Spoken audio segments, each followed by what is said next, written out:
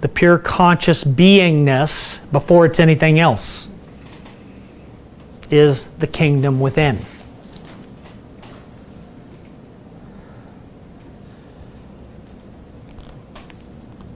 And so I group the soul awakening in this and the transcendent awakening as A1 and A2, or I'm sorry, as A1 part 1 and 2. Soul awakening and transcendent awakening. And the reason I do this is because the soul awakening is actually not generally thought of as a classical enlightenment state.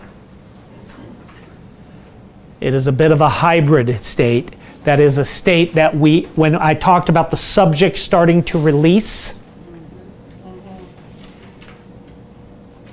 that subject that starts to release continues to release,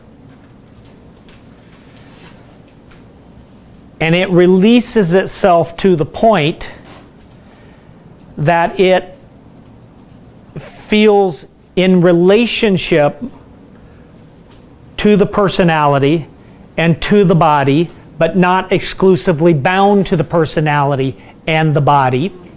And it continues on in time. So it is the interiority, the consciousness, which you could call the soul, of the individual, bound to the personality or in relationship to the personality and the body, but not feeling itself exclusively tied to it.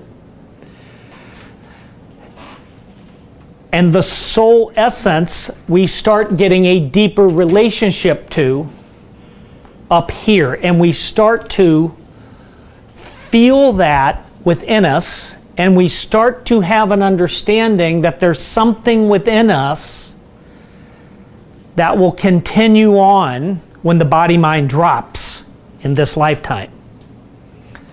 And by continue on, I mean continue on. Even the language implies time. Which means the soul is the interior essence of us that carries on in evolution in time. This was even recognized by Augustine. He said, time is of the soul. So we come into relationship with that interior within us, that there's a sense that this body-mind will dissolve, but I'm in relationship to it until then. And when it does, the soul transmigrates in time into another body-mind and continues its evolutionary journey. And so the beginning of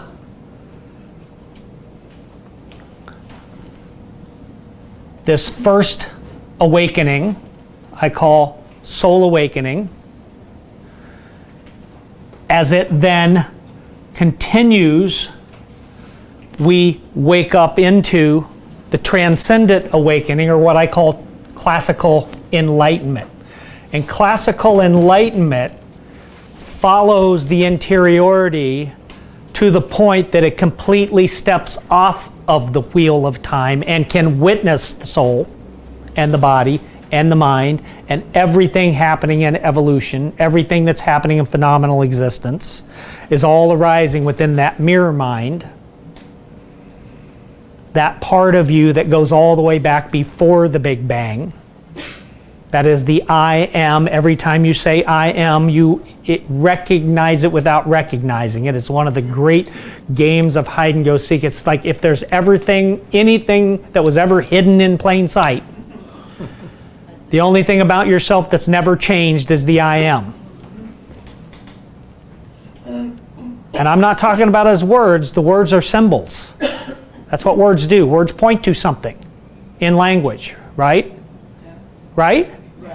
When you say dog, when you say it, you produce an image of the dog, but that's not really what we're talking about. There's actually this thing called a dog that word symbolizes.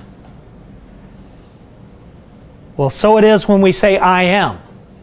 But we just rapidly glob something on top of it and forget that the I am is the most fundamental part of who we really are. Before we put anything onto it, and it's that I am that is intersecting the divine directly. It's that I am that is transcendent. Why do we call it transcendent? Because it transcends space and time. It transcends the personal. It transcends the body-mind and can witness it. And that's where we become free. And if you don't have a relationship to that freedom, while this is happening, there are going to be some times that your heart is going to be broken, and sometimes it's hard to recover from that.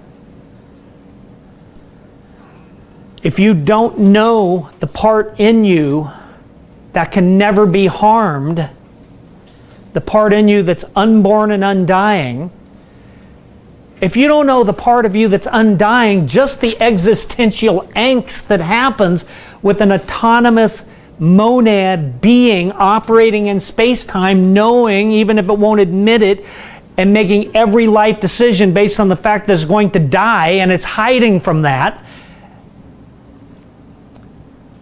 which is how most people live their life. One of the great shadows, one of the great repressions is the fact that we pretend like we're not dying. Yeah. And you can't really come to the full terms of the fact that you are until you know the part of you that is not going to die.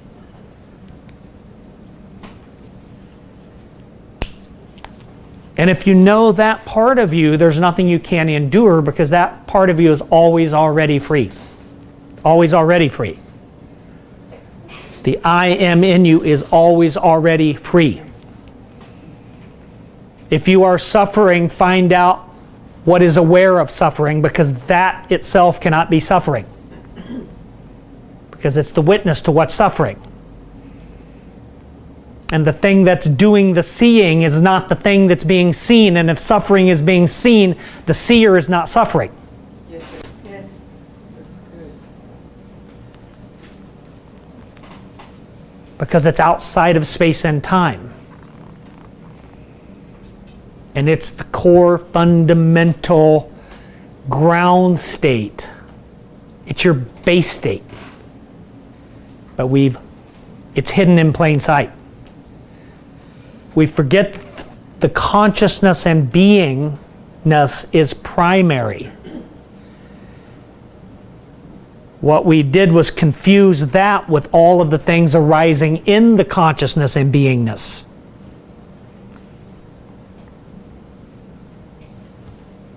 Because everything that you say you are, I will ask you to tell me what's aware of that.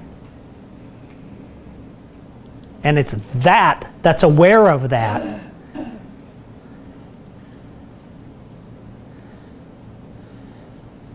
That's the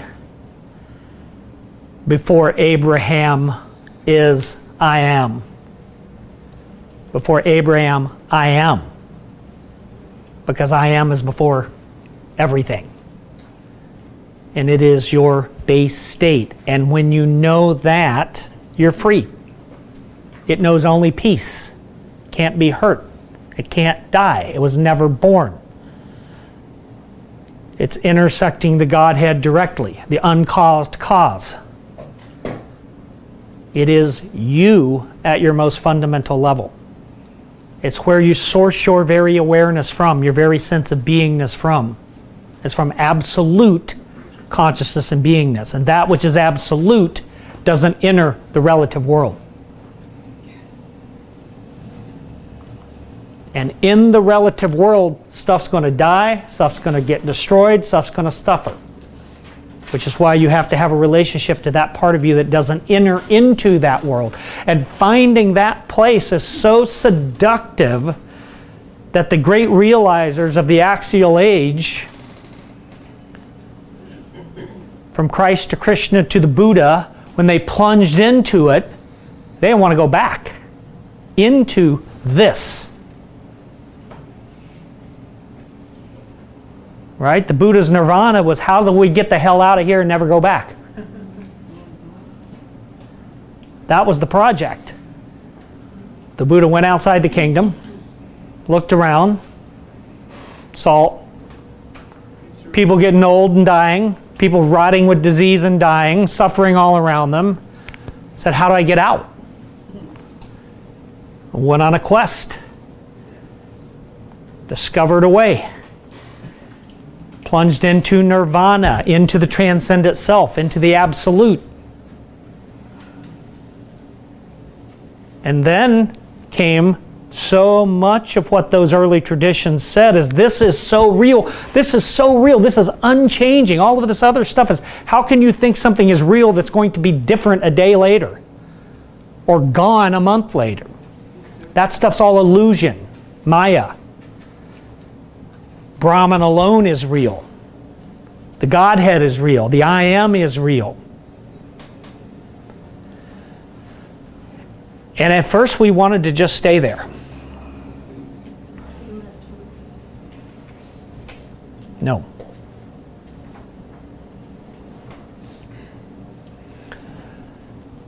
And then came the non-dual traditions, who continued to explore with their psychotechnologies of contemplation techniques and meditation techniques and yoga techniques and all of these ways, until they started to plunge into deeper states of consciousness, this ultimate state of consciousness where the formless and the world of form became not two, non-dual, integrated. The unitary state, or unitary enlightenment of awakening two. And that is when that formless, timeless, pure conscious beingness that you are absolutely pours itself back into everything that's arising moment to moment in the world of space-time.